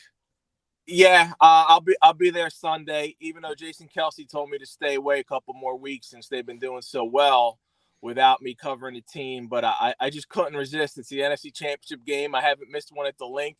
So I gotta be there for that. Understandably so. Eagles come in off the massive blowout of the Giants. 49ers hard-fought win over the Cowboys this past week. But then you take the step back and you look at both seasons. The Eagles had the better record. That's why the game's going to be at Lincoln Financial Field. But how similar were the accomplishments of those two teams over the course of 17 games plus now the playoffs? It's a very exciting matchup. I look at this as 2 old school football teams, guys. I think that you got tough physical defenses, top 2 defenses. They can run the football. So it's got a little bit of that John Madden flair, that 80s, 90s football where you get excited about. You can play this game in 2 hours and 50 minutes if they want to ground and pound and run the ball and with the defenses. However, you sprinkle in some playmakers and quite a bit of playmakers on both teams. On the Eagles, the skill position guys, whether it's Devontae Smith, A.J. Brown, Dallas Goedert, you go over to the Niners, McCaffrey, Debo, George Kittle. There's a lot of playmakers on this. So it's not quite that old school football where you're just going to be running the ball. They're so evenly matched, and I think this is why you play the entire season to get that number 1 seed, because the biggest advantage the Eagles have this week is one at quarterback in someone who's tested, proven, been through these type of experiences, and also that 70,000 plus screaming fans at the Link who may finally make Brock Purdy feel like a rookie 3rd-string quarterback who is the last pick in the draft. Yeah, I mean, that's the story. Jody believes in Brock Purdy more than I do, Rob. Where are you on the Brock Purdy scale? I give Kyle Shanahan a ton of credit, but I'll also say, guess what? You know, Jimmy Garoppolo, who's a veteran quarterback, hasn't been able to put up the numbers of somebody like Brock Purdy. Now we had Marcus Hayes on, Rob, and he made a good point that Well, he never really had Christian McCaffrey for a long period of time, so his addition has meant a lot, to say the least, for San Francisco. But where are you on the Brock Purdy scale as far as belief, disbelief? 7-0, 16-3 is pretty impressive. I think Kyle Shanahan should get a ton of that credit for helping develop Brock Purdy from where he was into what he is right now. But I got to see more out of Brock Purdy to be a believer and to feel like he's the answer for the San Francisco 49ers going forward, especially with the number of assets they traded for Trey Lance. Can he come into the link, play well, continue to do what he's done? Yeah, he can do that. He's got a lot of poise. It doesn't seem like he is deterred under pressure, but I don't think he's seen a pass rush quite like the Eagles. This is a team and a defense that can really eat you alive. So this is going to be a tough test for Brock Purdy. Whether he fails or he succeeds, I don't think it is going to determine his long-term future. I think he's got some skill sets. He's a guy who is fitting nicely into an offense that is run by a guy who is innovative and creative like Kyle Shanahan. I don't know that Brock Purdy would be having this kind of success if you threw him into another situation anywhere else in the NFL right now. So you got to give him his credit, but also he's got a tough challenge, the toughest that he's faced all year, coming up on Sunday. And I think that's going to say a lot about who he is and what he can do this early in his career, 8th start in the NFL. Rob, John mentioned this yesterday, and you were probably at one of these sessions as well, that Shane Steichen has said, hey, if you can't effing stop it, I'm not going to effing stop calling it. That's Shane Steichen's very well advised way of looking at things in the NFL. And this past week against the Giants, he said, you're not going to stop the run. Guess what? We're going to continue running right down your throat to the tune of 268 yards. What's the chance that the 49ers use that same philosophy and say, we're just going to try and run it down Eagles' throats? Brock Purdy is Brock Purdy. He is still a rookie. The Eagles are the number one pass defense in the National Football League. They're in the bottom half of the league against the run. And you've got a guy named Christian McCaffrey in your backfield.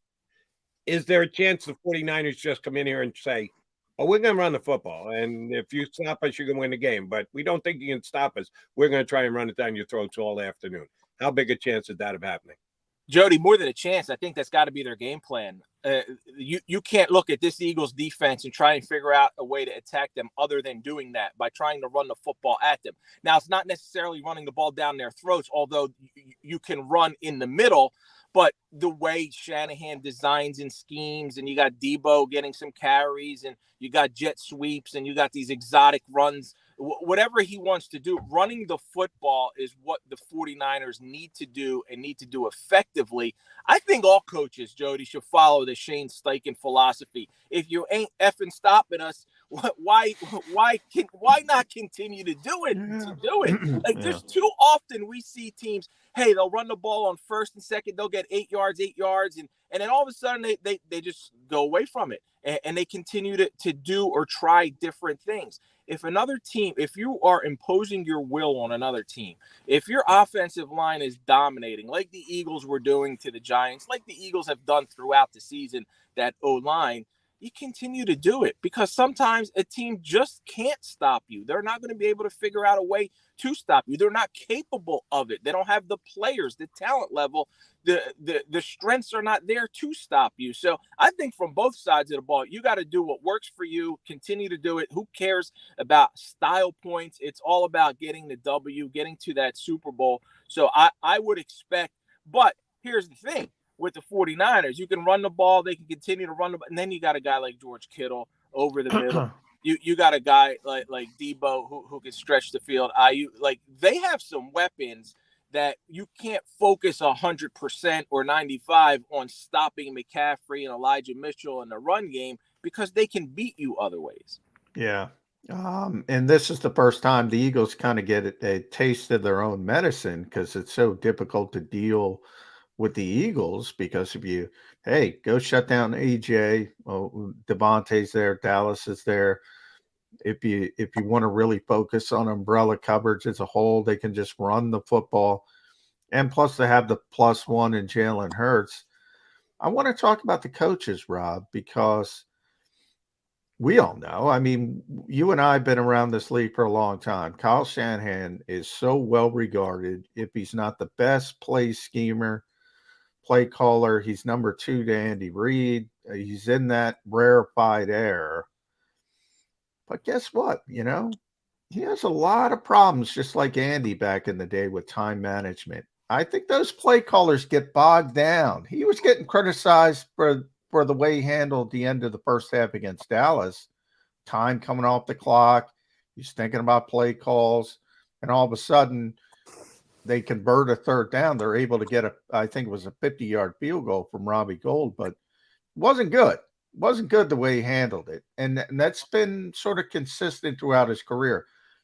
The best thing I think Nick Sirianni did as a young coach was saying, you know, this is a big job. Maybe I'll take a step back and oversee the team, hand it off to play calling. When you look at that dynamic, how do you look at it as far as coaching goes? I think it shows a tremendous lack of ego from Nick Sirianni to be able to do that as a former offensive coordinator, because we know how much these coaches who are offensive minded take ownership of calling those plays. Like it's what they do. It's what they were born to do. And for Sirianni to peel back and do that, I think has worked out effectively for the Eagles. And then on the other flip side, yeah, Kyle Shanahan's had all that success. You point to those issues. I'll remind everybody of the 28-3 Super Bowl league. Yeah, he was the offensive coordinator where he didn't call the right plays to be able to protect a 25-point freaking lead in the second, 11 minutes left or 15, whatever the heck it was, against the Patriots. So that's a big blow up right there. He screwed that up big time. So you give Shanahan the edge and experience here. He's been there. He's been through these games. He's been to a Super Bowl, hasn't won it, but he's been there.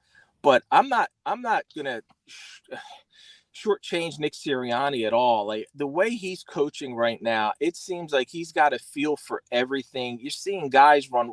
They're scheming guys wide open. They're not just Jalen Hurts. I don't want to take any. Sometimes if you say this, people take it as criticism of the quarterback. Like, oh, you're saying anybody could do that. No, but his job is made easier because the line is protecting so well.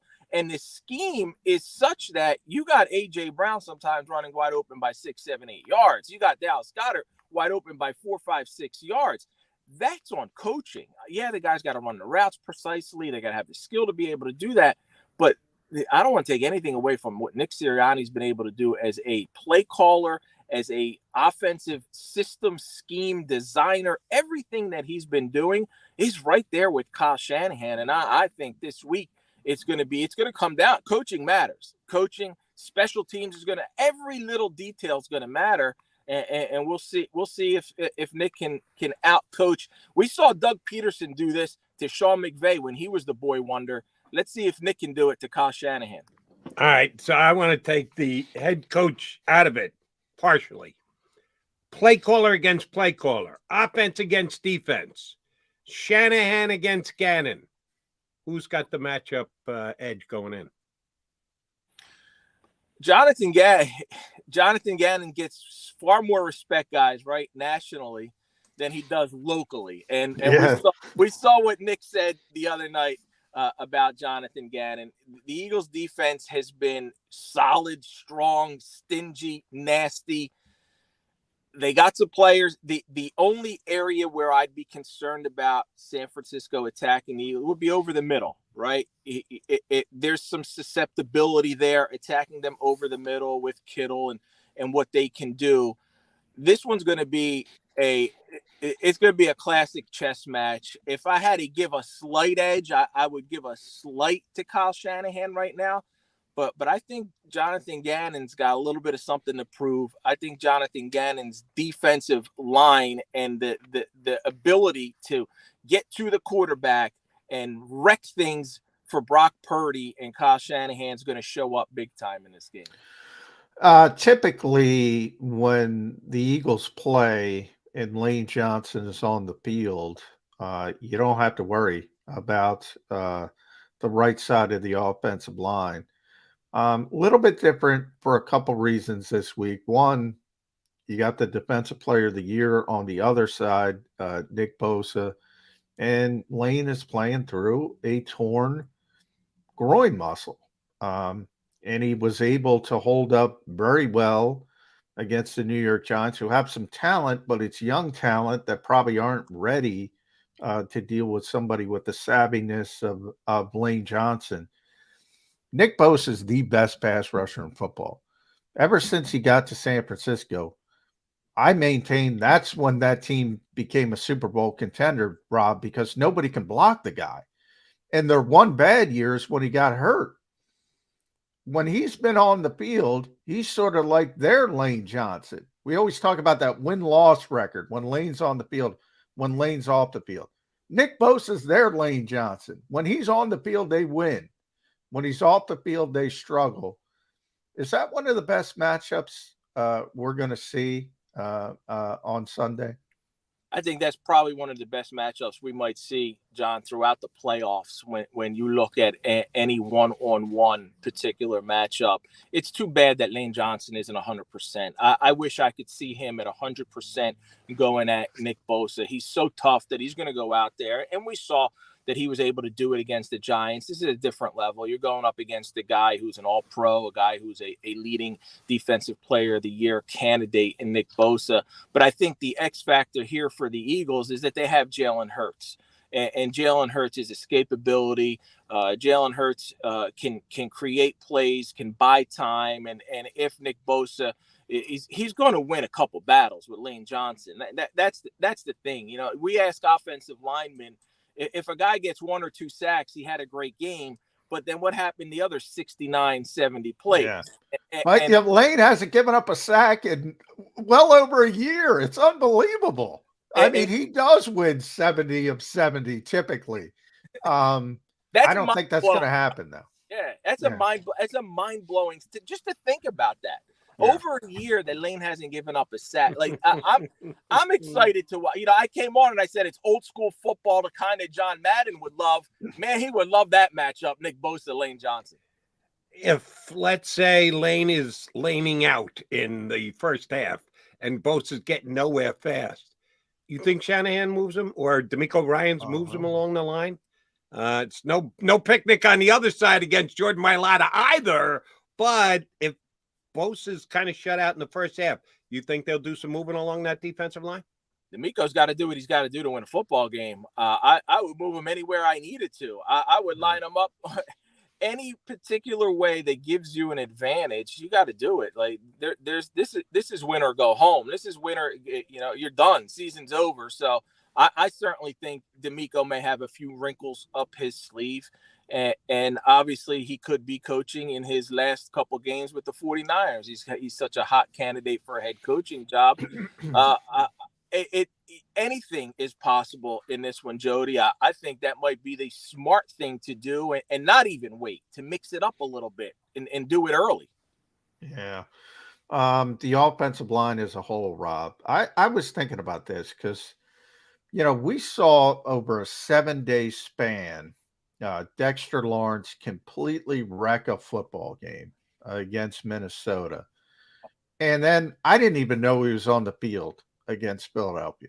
I really didn't. I mean, and that is a great player, second team All-Pro. Great player. Jason Kelsey, Landon Dickerson, Isaac Seumalo, along with Lane Johnson, Jordan Mailata, who we were talking about. Boy, I saw somebody say this is the best offensive line since, you know, Emmitt Smith and the Cowboys.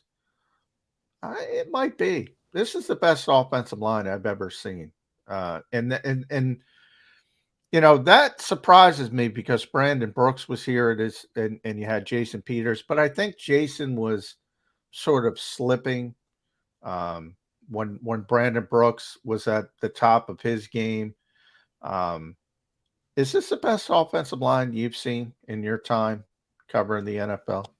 Oh, John, for sure. It reminds me of those Cowboys line. It reminds me of the Hogs. Remember the Hogs? Yeah. Were. Yeah.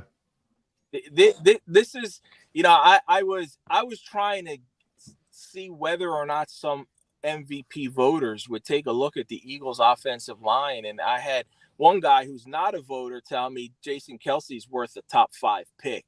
And this is how good they are, that you can say that and you're not going to be laughed out of the building, right? Oh, offensive lineman for top 5 and an MVP. That's how good they are. That's how dominant they've been. And it speaks to Jeff Stoutland and what he's been able to do to develop these younger guys and to be able to help them reach this point. Like what the Eagles did with Jordan Mailata is unprecedented. I think to get a guy like that in the 7th round who's never played football, have him at left tackle and have him be, whether he's Pro Bowl alternate or whatever he's right there in the mix, one of the top guys. And it just really speaks to Stoutland's ability as an assistant coach, as an offensive line guru, and these guys and their talent and their ability to see what Jason Kelsey is doing still at a high level, an all-pro for the 5th time. I think he just wrote his Hall of Fame ticket this year. I think Jason Kelsey has solidified his case for Hall of Fame based on this past season. And I don't know how long he's going to continue playing. I don't know if he is going to continue playing, but I don't think he even needs to. And if the Eagles were to go on and win a Super Bowl where you had a dominant offensive line, he's got 2 rings, he's got 5 all-pro, first-team all-pro on his resume, I think that makes him a Hall of Famer. And you know what? Lane Johnson isn't that far behind. Lane Johnson is still building his resume. He's that kind of player. We all said that about Jason Peters, who, by the way, I saw Jason Peters have a heck of a first half, albeit against the Tampa Bay Buccaneers on Monday Night Football in a wild card game before he got hurt again. Because shockingly, whoa! Jason Peters got hurt. What did you just say that out loud? Shocking that Jason Peters got hurt at this stage. All right, no, hold it, Mike. I'm going to hold your feet to the fire. And I wasn't going to ask you this question because I think it's unfair. But then I remembered you dropped Jason Kelsey's name right at the start of this interview. Make the call. Jason Kelsey, Eagles Center 2023. Yay or nay? Hall of Fame? No. Is he coming Eagles back? Starting center 2023. Oh, is he coming back? Oh, man. Not if they win. I think he rides off into the sunset. Off into the sunset is what you're telling us? That would be a great way to go out. I kind of hope he does. I don't think he pulls a Tom Brady. I think he's gone. Yeah. Well, I want at Rob Maaddi, by the way, follow Rob on Twitter. Does a tremendous job for the Associated Press. I should have all pro vote, Rob. I'm going to lobby you for that. But I want to talk about the AFC because, I mean, what a matchup again. Patrick Mahomes versus Joe Burrow. But boy, high ankle sprain. Now, you suffer a high ankle sprain in a game, sort of like Jalen Hurts out in Chicago with the sprained SC joint. The adrenaline's going, you're warmed up, and then you get to the day after, and it's like, oh, I'm hurt. It's going to take some time. High ankle sprains are usually 4 to 6 week injury. There's kind of no doubt, it seems, that Patrick Mahomes is going to play. Is he going to be even close to the normal Patrick Mahomes? There's no way, guys, that he's going to be out there and not be in any way impacted. I don't know what a percentage you're going to put on him, whether he's 50, 60, 70. He's going to play. He's going to do what he can for his team.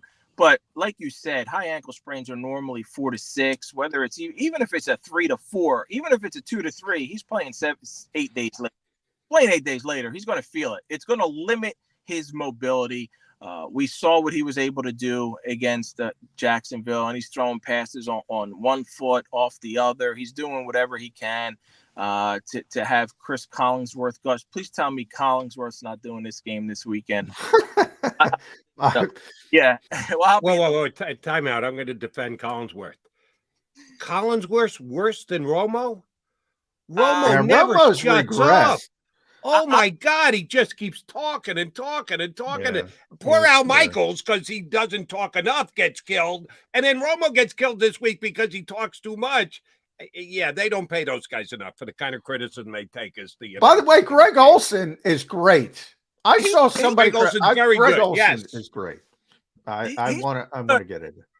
I'll tell you what. When Chris Collinsworth, my wife doesn't pay attention to football, but when she hears his voice, she asks me to mute the TV. I don't know.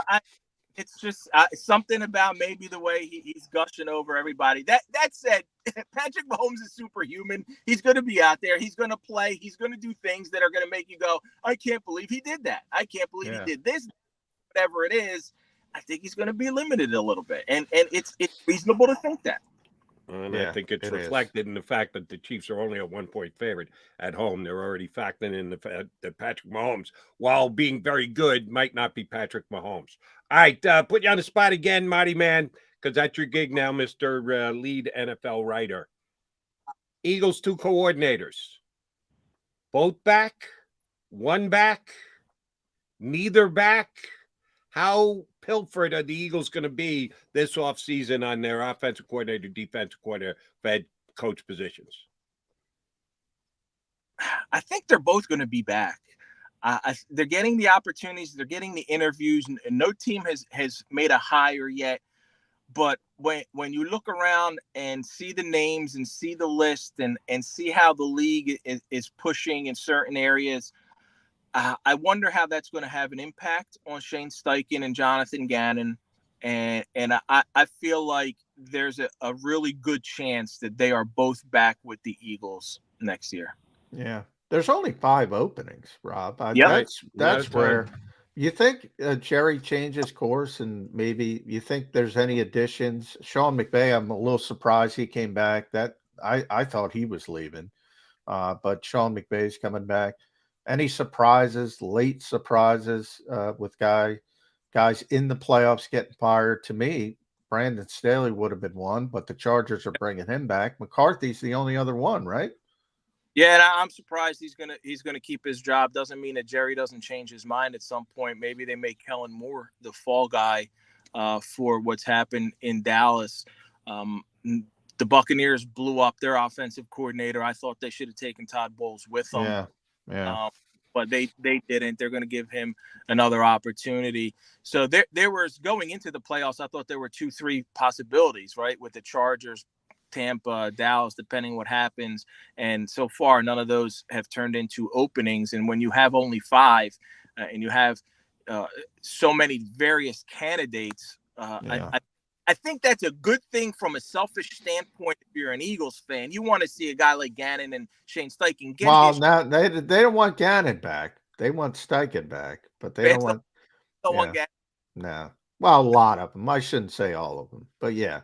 I mean, that's why Nick went out of his way to defend the guy. It was weird, Rob. He just went out of his way. Do you think he went out of his way to defend him like that to get him another gig?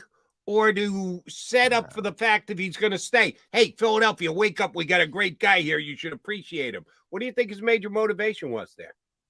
Sure, you're not saying he went out of his way to say that to get him another gig because he wants him gone. No, is that, he's just doing the right thing by one of his guys to put him on a silver platter for a team to appreciate and go, hey, how the hell do you not hire him as your head coach? Oh, that's part of it. It's Nick and what he does in front of the camera, right? And Nick knows how to do that. And I think that's certainly part of it. But he's also telling Philly fans, hey, you got to appreciate what you have. I'll tell you what, we have an Assistant Coach of the Year award, and I won't be giving too much away if I say that I did see Jonathan Gannon's name on come up. At least one vote. So somebody out there's at least one. I'm not giving it away. I'm saying he got at least one vote in the top 3 somewhere. We got that. No Shane votes. No Shane. I can't talk. I can't say too much. I can't say. All too right. Much. All right. You put your hand a little bit. Appreciate that. All right. Last one for you, Rob. And John and I had some fun with this on Monday. I asked John when he felt comfortable knowing that the Eagles won the game, and he said when Brian Dable decided to defer and give the ball to the Eagles. So it was over pretty damn early. When is this game going to be decided on Sunday? This one's certainly not going to be like No. I'd be shocked if either team ran away with this. I think this comes down to a field goal at the end. These are two teams that are that closely. They're both right there with each other. Could go either way. I think the home field advantage is huge for the Eagles, especially with Brock Purdy being a rookie.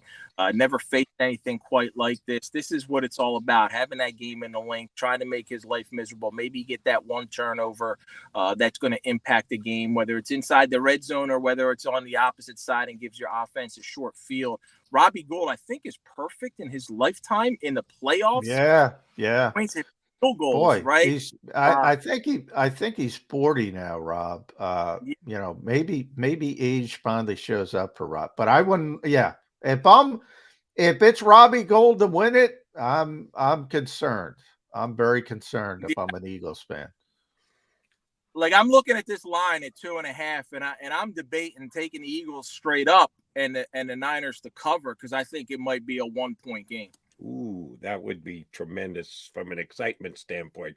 And oh, by the way, this week, the matchup between the kickers, Jake Elliott closer than Brett Maher. I'm going to give Jake that much.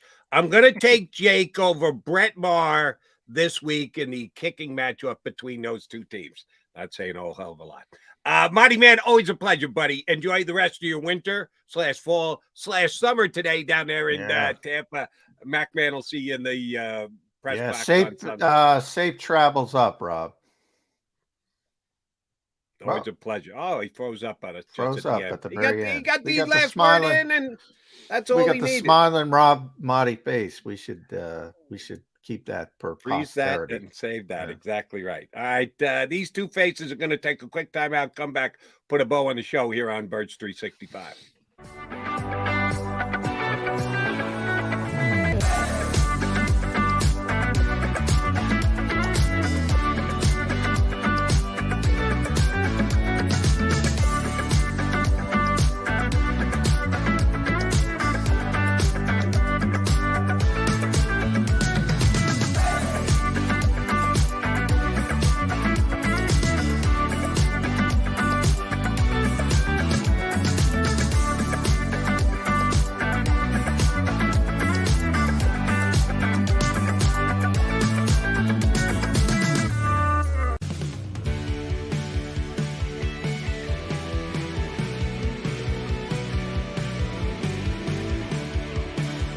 My name is Fran Salerno, and I'm a managing director here at Del Valle Insurance Group. Been in the business for over 36 years, saving people money on their insurance needs. Give us a call. Let us help you custom design an insurance plan that meets both your needs and budget. Since 1977, it's always been about you, the community, at Rafferty Subaru. And through the Subaru Love Promise, we prove we care by supporting charities like So Good Now. So Good Now helps kids in under-resourced areas by connecting them with student athletes to serve as mentors. We remove barriers so athletes can help youth in the corners of our communities where light and love are needed most. When you choose Rafferty Subaru, you help organizations like So Good Now. It's all about you at Rafferty Subaru. Go for the beers, go for the cheers, go for the hit and the hits. Go for the scene. Go for the screens. Go for the gallery. Go for the win. Go to Ocean. We all know that taxes are just part of life. It's true during our working years, but also in retirement. But what you might not know is up to 85% of your Social Security benefits might be taxed. Our team at Thrive Financial has helped retire thousands of people across the Delaware Valley by asking questions they never knew they needed to ask, including how their Social Security benefits might be taxed. It's time to be proactive on taxes. Get your Thrive Retirement Tax Playbook today.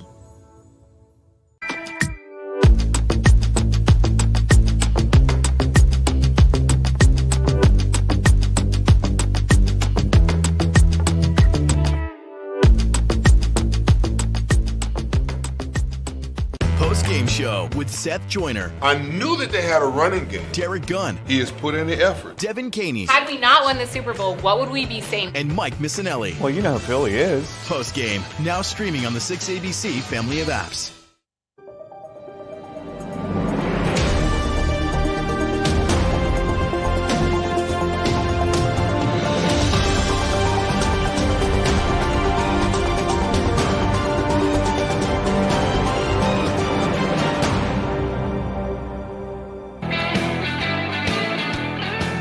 Welcome back, guys. Sports 365, final segment. Johnny, I'm going to end on a hypothetical. And I know you got a happy Tuesday in front of you today, talking to the Eagle coordinators, including their defensive coordinator, who Maaddi said he were a betting man. He would lean toward both coordinators being back, neither one of them getting a head coaching job. We know they're in the mix, only 5 openings, but no hirings made yet. Let's say Rob's wrong. And Jonathan Gannon has a happy Tuesday down there in Houston. They get hired for the head coach position for the Texans. If that's the case, and Gannon is moving elsewhere, and you have to cover the introductory press conference of the new Eagles defensive coordinator, Vic Fangio, when you got to write your article for JAKIBsports.com, what's going to be the first line of the Vic Fangio hired as the new defensive coordinator of the Eagles going to be? He was not a consultant for the Eagles, because it drives me insane. He's a visitor, right? Yeah, he visited during training camp. It's a pet peeve of mine, because these things take off like wildfire. Oh, you are right. Marcus Brady, for instance, was it, and then people moved the goalposts, because I've been saying, and then Ian Rappaport said Vic Fangio was a consultant for the Eagles. Ian, he wasn't a consultant for the Eagles. Now, the Eagles developed relationship. Jonathan Gannon developed a relationship. They text, although Gannon it's mainly about golf, but they text, and he can ask him information, knock stuff off him. But if that were the case, if that makes somebody a consultant, Frank Reich was a consultant for the Philadelphia Eagles when he was still the head coach of the Colts. So the point of being a consultant is pen has put to paper. Marcus Brady was a consultant for the Eagles. No matter how many people say it, Vic Fangio was not an actual consultant for the Eagles.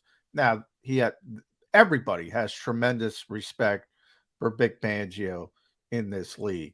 As we know, a third of the league, more than a third of the league, plays his defensive scheme. Would be a home run hire. I don't know.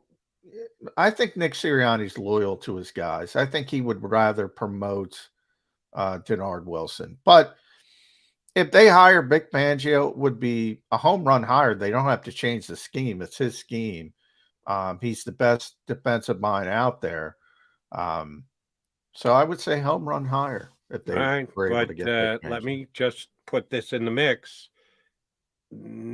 Doug Peterson won a Super Bowl, and the Eagles' power that be above him had strong opinions on his coaching staff, right? And when he made known some of the ways that he wanted his coaching staff to be formed or changed, it did not go well, and I would say contributed mightily to his being fired here in Philadelphia. Yeah. You think that Sirianni could get to a point this year? Because you got to win a Super Bowl, right?